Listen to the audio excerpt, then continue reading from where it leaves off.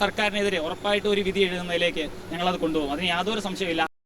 Pinarayi government police rank ലിസ്റ്റിലുള്ള പിള്ളേരോട് കാണിച്ച അനീതിയുടെ ബാക്കി പത്രമാണ് നിങ്ങൾക്ക് തിരഞ്ഞെടുപ്പിൽ കിട്ടിയ ഈ തോൽവി. പോലീസ് ലിസ്റ്റ് മാത്രമല്ല, നിങ്ങൾ നിയമനം നടത്താത്ത റാങ്ക് ലിസ്റ്റിലുള്ള എല്ലാവരുടെയും പ്രതിഷേധമാണ്. ഇത് നിങ്ങൾക്കുള്ള ഒരു പാഠമാണ്.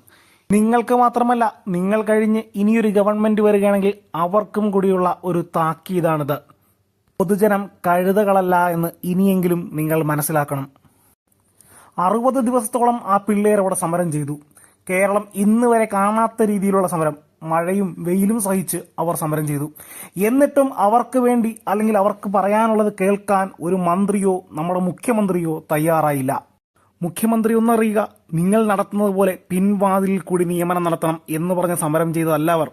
കഷ്ടപ്പെട്ട് പഠിച്ച് ഫിസിക്കലും പാസ്സായി റാങ്ക് ലിസ്റ്റിൽ വന്നവരാണ്. അവരോടാണ് നിങ്ങൾ ഈ അനീതി കാണിച്ചത്. നിങ്ങൾക്ക് ലഭിച്ച ഏറ്റവും ശക്തമായ മറുപടി തന്നെയാണ് നിങ്ങൾക്ക് ഈ ഇലക്ഷനിൽ ലഭിച്ച തോൽവി.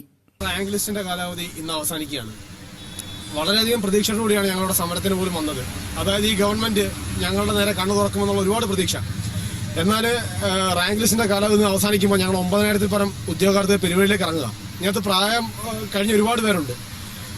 ഞങ്ങളോട് ഇങ്ങനൊരു ചതി ഗവൺമെന്റ് കേരള PCയും ചെയ്യേണ്ടായിരുന്നു. ഞങ്ങളോട് അവർക്ക് ചെയ്യാൻ പറ്റുന്ന ഏറ്റവും വലിയ ഒരു മാനുഷിക ഉപകരണം പറഞ്ഞിരുന്നത്, ഈ റാങ്ക് ലിസ്റ്റിൽ ഉൾപ്പെടുന്നതിന് മുമ്പ് ഷോർട്ട് ലിസ്റ്റ് പബ്ലിഷ് ചെയ്യുന്ന സമയത്ത് കട്ട് ഓഫ് മാർക്ക് ഒരല്പം കൂടി കയറ്റി വെച്ചത്, ഒരു 10-20 മാർക്ക് കട്ട് ഓഫ് മാർക്ക് കയറ്റി വെച്ചിരുന്നെങ്കിൽ ഒരു 300 പേര് 200 പേര് മാത്രം റാങ്ക് ലിസ്റ്റ് വന്നേനെ.